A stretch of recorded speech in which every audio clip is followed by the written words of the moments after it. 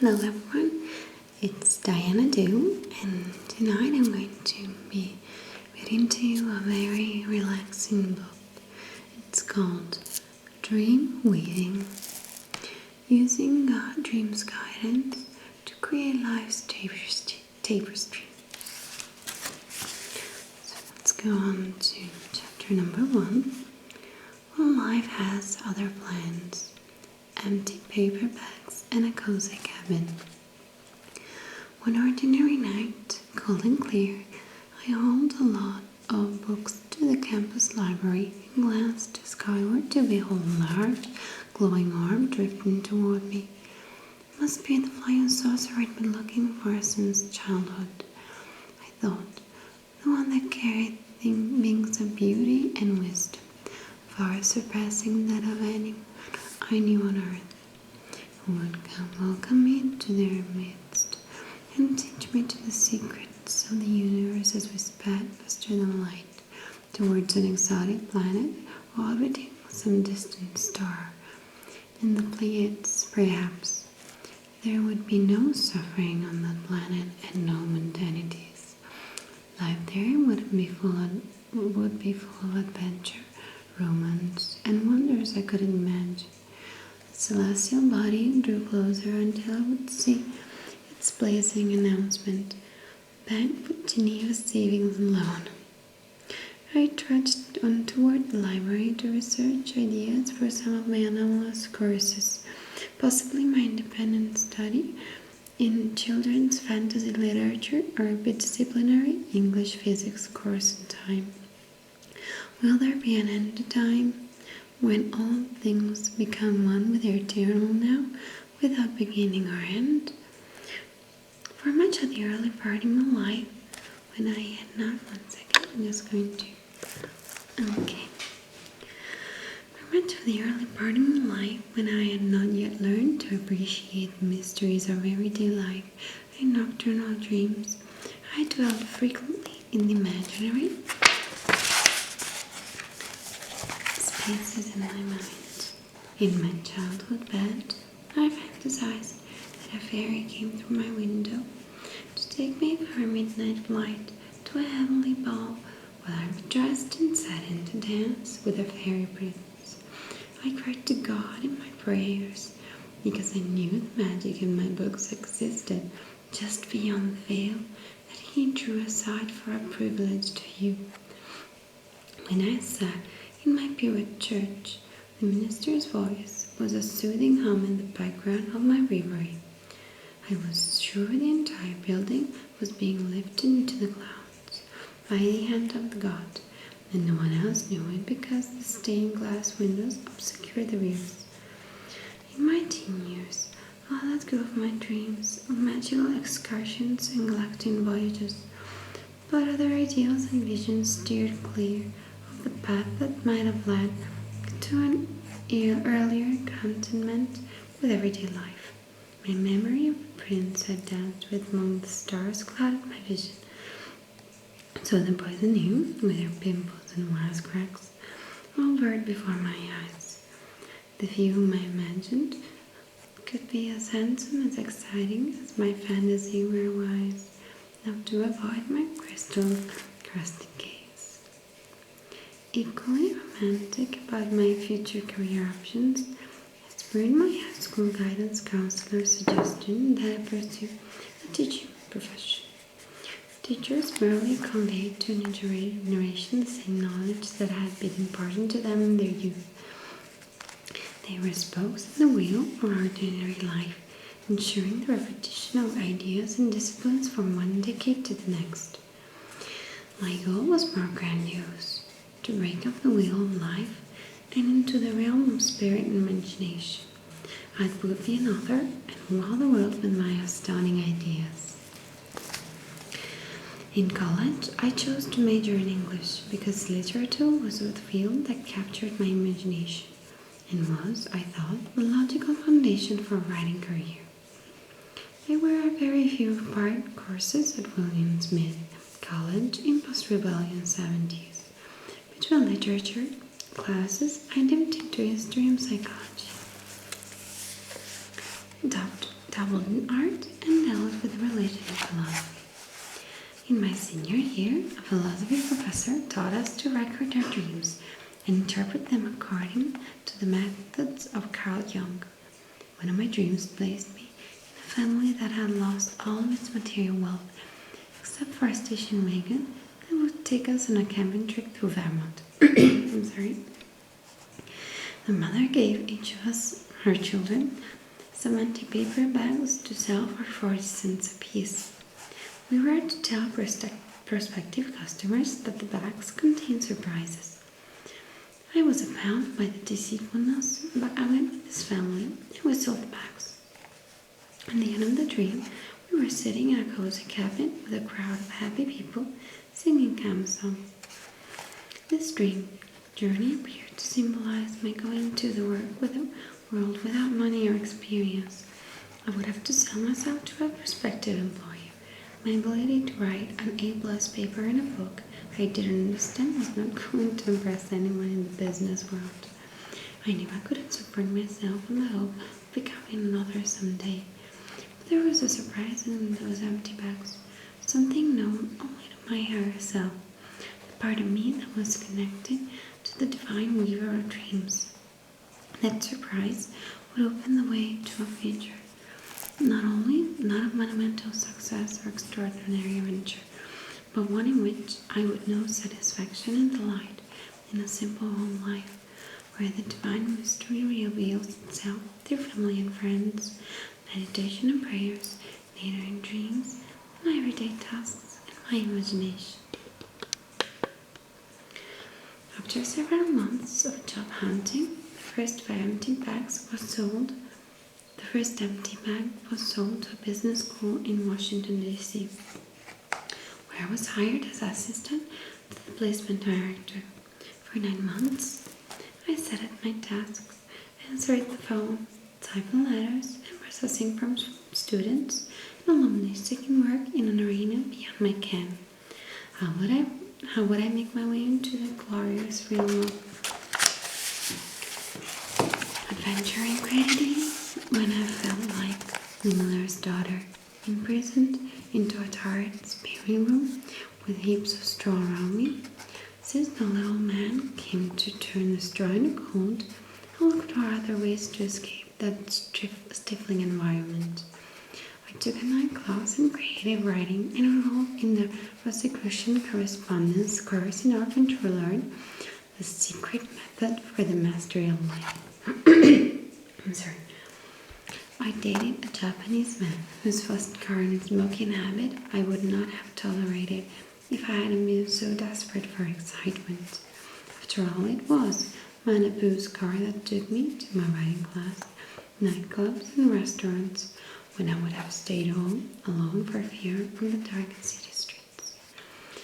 When his work permit expired in December, Manabu returned to Japan, and I released simultaneous sighs of relief and loss, and then reassessed my predicament.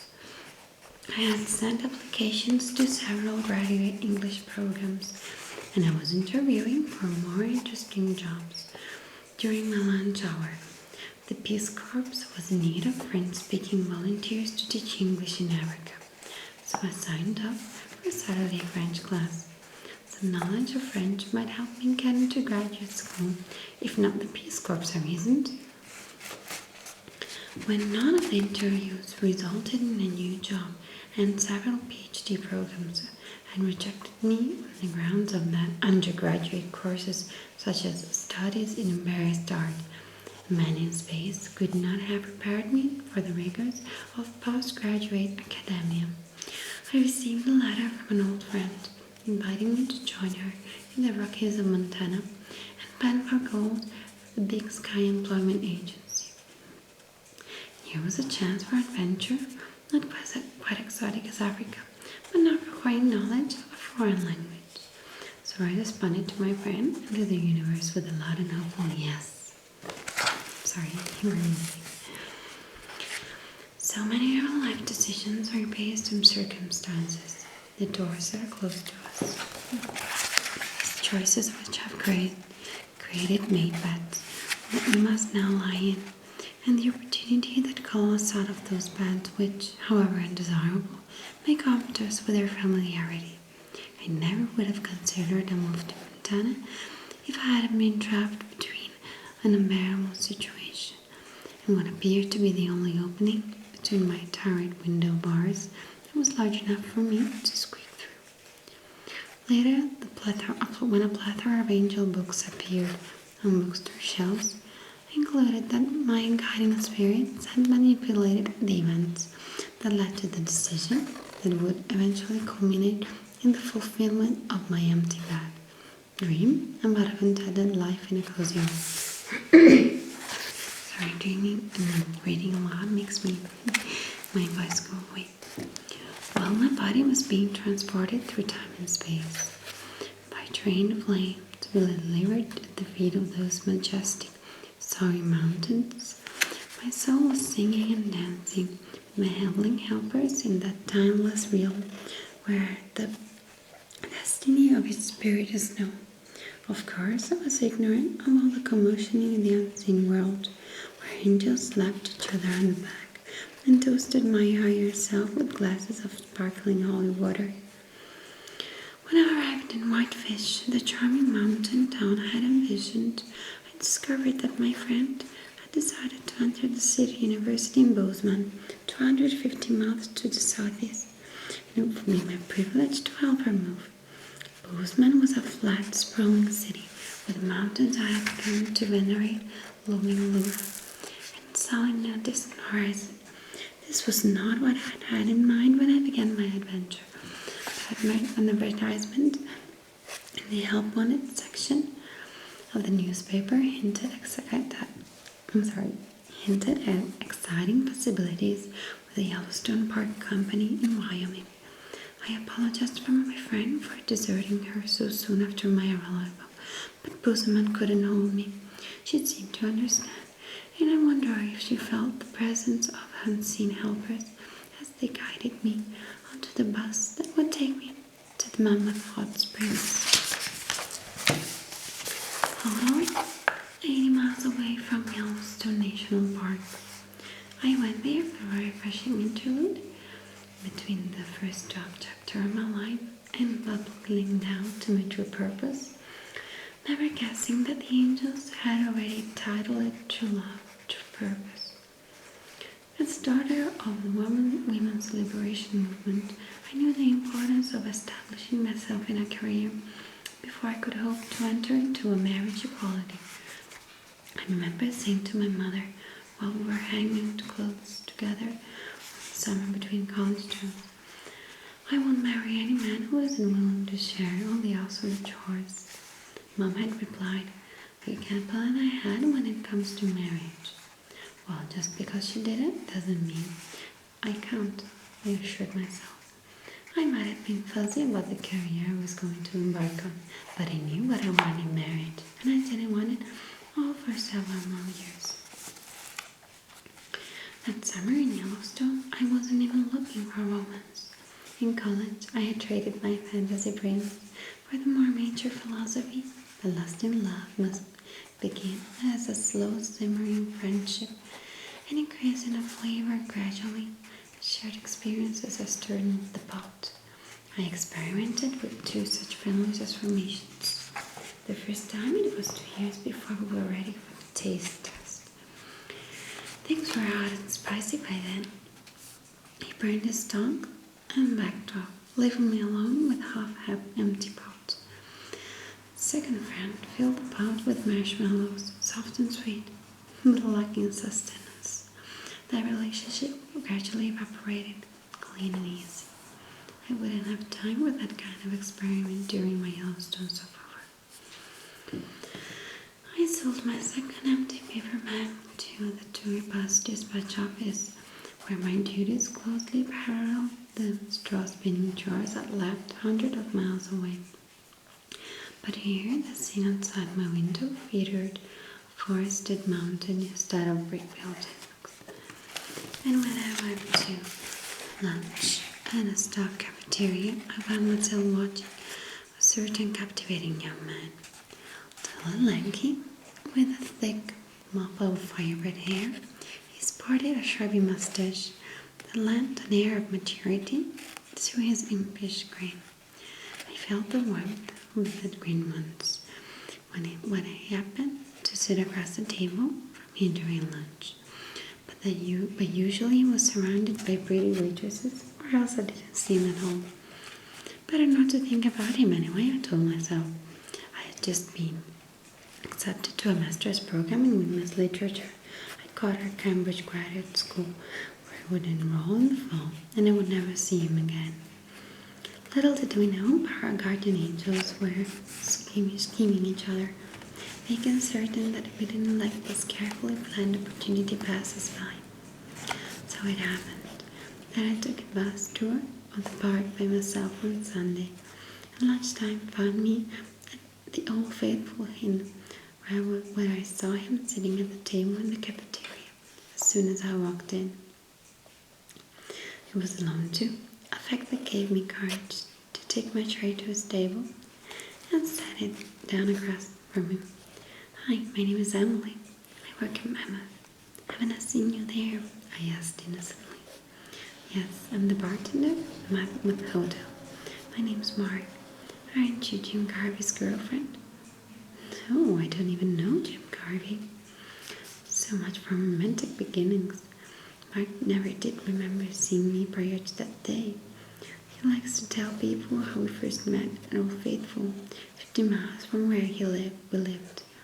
And I like to think that of the geyser as a metaphor for our relationship. Old Faithful being neither the largest nor highest geyser in Yellowstone, yet it is known the world over for its remarkable constancy. Unlike most of the thermal features of Yellowstone Park, the heights, intervals, and lengths of Old Faithful's flame have changed very little since its discovery in 1870. Just so, the fountain of love, which began building between us that day, has not reached extraordinary heights, nor has it developed us in its tender mist on a predictable basis. But our mutual care and nurture of this fountain ensures a consistent display of love that never ceases to bubble altogether. On our first date, Mark Chevy's Peak hauled us up a rock mountain to Charty, a deserted mining village at the park's north entrance.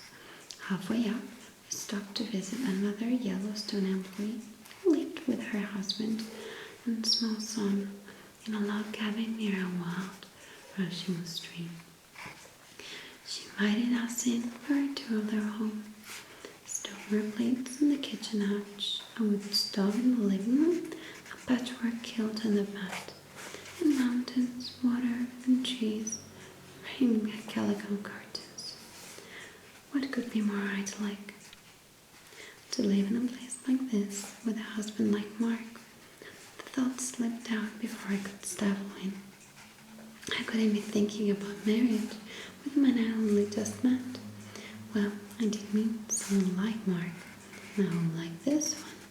It was a lot like the Vermont cabin in my dream I had forgotten, but my soul was longing for that kind of homey warmth back to be heard above all my egotistical striving for grandeur. I had sold paperbacks in my dream for 40 cents apiece. In dreams and biblical stories, 40 days or 40 years is a period of spiritual incubation, trial, and initiation.